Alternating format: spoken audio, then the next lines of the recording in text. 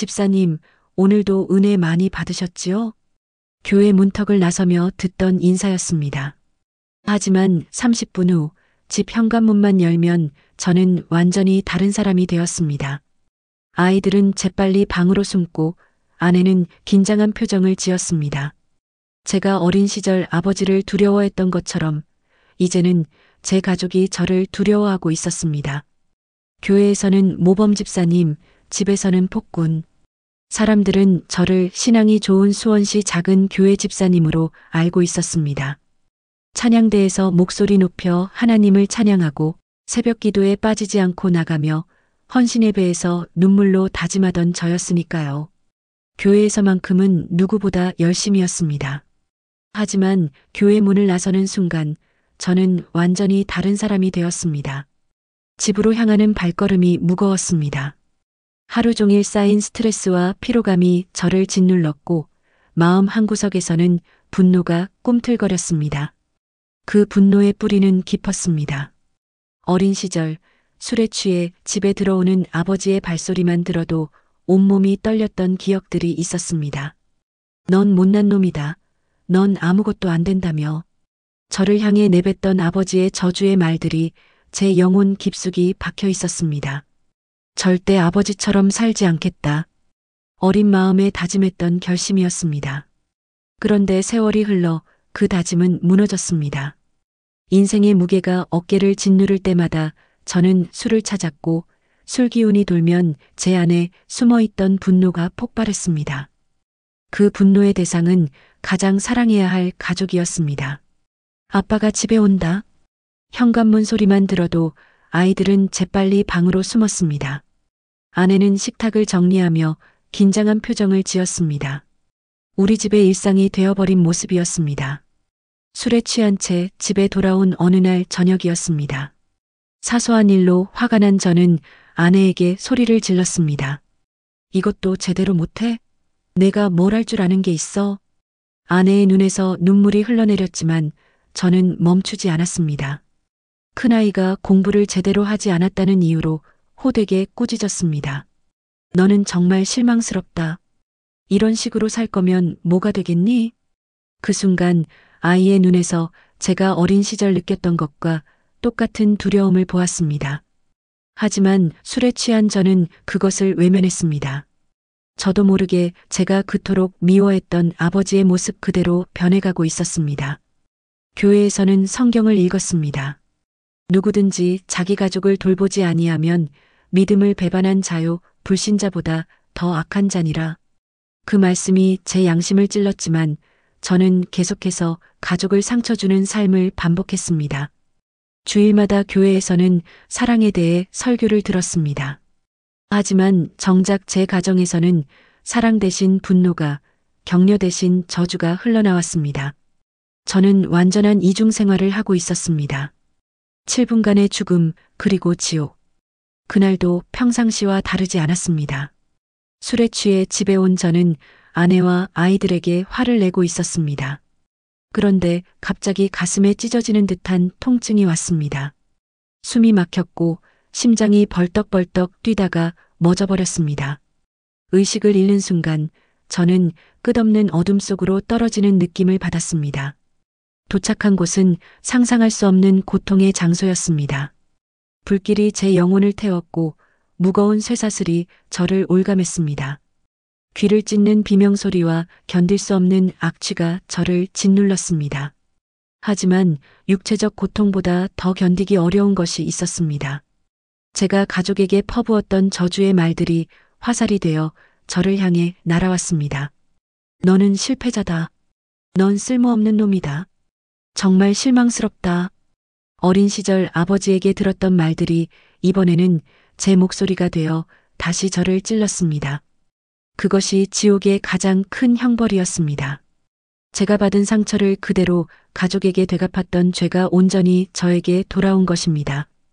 불길 속에서 아내와 아이들의 얼굴이 보였습니다. 제가 상처 준 그대로 눈물을 흘리며 두려움에 떨고 있는 그들의 모습이었습니다. 저는 더 이상 견딜 수 없었습니다. 주여, 제 가족에게 죄송합니다. 목이 터져라 외쳤습니다. 여보, 얘들아. 미안하다. 내가 잘못했다.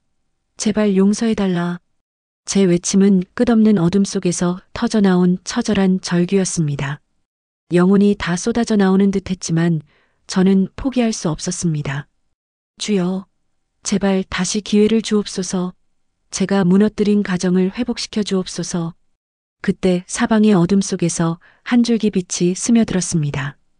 저를 묶고 있던 쇠사슬이 끊어지며 빛 속에서 음성이 들려왔습니다. 아직은 아니다. 돌아가라. 내가 무너뜨린 가정을 회복하라. 그 음성은 심판이면서도 동시에 포기하지 않는 사랑이었습니다. 주님께서 아직 저를 포기하지 않으셨다는 것을 깨달았습니다. 기적의 부활, 그리고 눈물의 고백. 눈을 떴을 때 저는 병원 응급실에 누워 있었습니다. 의사는 기적이라고 말했습니다. 심정지 상태가 7분간 지속되었는데 뇌사 상태 없이 깨어난 것이 의학적으로 설명하기 어렵다는 것이었습니다. 하지만 저는 알고 있었습니다. 이것이 주님이 허락하신 두 번째 삶이라는 것을. 제 옆에는 눈물을 흘리는 아내와 아이들이 있었습니다. 저는 떨리는 목소리로 고백했습니다. 여보, 얘들아, 미안하다. 나는 믿음을 배반했다. 그런데 주님이 나를 다시 살려주셨다. 이제는 다르게 살겠다. 병원에서 며칠을 보낸 후 집으로 돌아왔습니다. 퇴원 후 첫 번째로 한 일은 가족회의였습니다. 저는 가족들 앞에 무릎을 꿇었습니다. 제 어린 시절의 깊은 상처를 처음으로 솔직하게 고백했습니다. 아빠도 어릴 때 할아버지에게 많이 맞고 자랐어. 그때 받은 상처가 너무 아팠는데 그 아픔을 치유하지 못하고 오히려 너희들에게 그대로 되갚아 버렸구나. 정말 미안하다. 눈물이 쏟아졌습니다. 45여 년간 숨겨왔던 아픔을 처음 드러내는 순간이었습니다. 아빠가 제일 무서워했던 사람이 되어버렸어. 너희들이 아빠를 보며 느꼈을 두려움이 얼마나 컸을지. 정말 미안하다. 그때 막내가 제 손을 꼭 잡으며 말했습니다. 아빠, 우리 다시 시작하자. 나도 아빠를 사랑해. 그 한마디는 제 심장을 녹였습니다. 지옥불 속에서 들었던 주님의 음성이 아이의 목소리를 통해 다시 들려오는 것 같았습니다. 아내도 조용히 말했습니다. 당신도 많이 아팠겠어요. 이제 우리 함께 치유받아요. 그날 밤 저는 처음으로 가족과 함께 기도했습니다. 45여 년 넘게 닫혀있던 마음이 열리는 순간이었습니다. 저주에서 축복으로 완전한 변화. 그날 이후 우리 집에는 혁명이 일어났습니다. 예전에는 욕설과 분노가 흘러나왔지만 이제는 축복과 감사가 터져나왔습니다. 매일 아침 저는 아내와 아이들의 이름을 부르며 축복했습니다. 여보, 오늘도 주님 안에서 평안하기를 축복해. 당신은 하나님이 내게 주신 최고의 선물이야. 얘들아, 너희가 주님의 사랑 안에서 건강하게 자라기를 아빠가 기도한다. 너희는 하나님의 작품이고 이 세상에 하나뿐인 소중한 존재야. 아이들의 표정이 달라졌습니다. 예전에는 제가 집에 오면 방으로 숨던 아이들이 이제는 달려와 안깁니다. 아빠 왔다? 하며 기뻐합니다. 아내의 눈물은 기쁨의 눈물로 바뀌었습니다. 가장 큰 변화는 저 자신에게 있었습니다. 술을 완전히 끊었습니다. 45여 년간 저를 괴롭혀온 아버지에 대한 원망도 용서로 바뀌었습니다. 아버지도 할아버지에게 받은 상처가 있었을 것이라는 생각이 들었습니다. 상처의 고리는 저에게서 끊어져야 했습니다. 어느 날은 아버지 묘소를 찾아갔습니다. 돌아가신 지 5년이 넘었지만 한 번도 찾아가지 않았던 곳이었습니다. 아버지, 이제야 이해합니다. 아버지도 많이 아프셨겠어요. 이제는 원망하지 않겠습니다. 용서합니다. 무덤 앞에서 눈물을 쏟으며 말했습니다. 그 순간 마음속 깊은 곳에서 무거운 짐이 내려지는 것을 느꼈습니다. 회복된 가정, 흘러나오는 축복. 지금 우리 집은 완전히 달라졌습니다. 예전에는 아빠가 집에 온다는 소리에 아이들이 숨었지만 이제는 아빠 왔다 며 달려와 안깁니다. 아내는 친구들에게 이렇게 말합니다. 우리 남편 완전히 다른 사람이 됐어요. 매일 축복 기도해주고 격려의 말만 해줘요. 큰아이는 친구들에게 자랑합니다. 우리 아빠 정말 좋아졌어. 이제는 무서워하지 않고 뭐든 얘기할 수 있어. 막내는 제 품에 안겨 이렇게 말합니다. 아빠, 나도 커서 아빠처럼 될래. 그 말을 들을 때마다 눈물이 납니다. 예전 같으면 끔찍한 말이었겠지만 이제는 가장 기쁜 말이 되었습니다. 교회에서도 변화가 눈에 띄었습니다. 예전에는 교회에서만 좋은 모습을 보이려 했지만 이제는 진짜 변화된 모습 그대로입니다. 목사님은 제게 간증을 부탁하셨고 많은 분들이 저의 변화를 보며 은혜 받았다고 말씀해 주셨습니다. 새로운 사명, 가정을 살리는 일. 이제 저에게는 새로운 사명이 생겼습니다. 저처럼 가정에서 고통받고 있는 분들을 돕는 일입니다. 교회에서 가정회복 사역을 시작했고 많은 분들이 찾아오십니다. 어느 날 저와 비슷한 고민을 가진 분이 찾아왔습니다. 집사님, 저도 교회에서는 열심인데 집에서는 왜 이럴까요? 아이들이 저를 무서워해요. 그분에게 제 이야기를 해드렸습니다. 지옥에서의 체험, 그리고 가족 앞에서 무릎 꿇고 용서를 구했던 이야기를.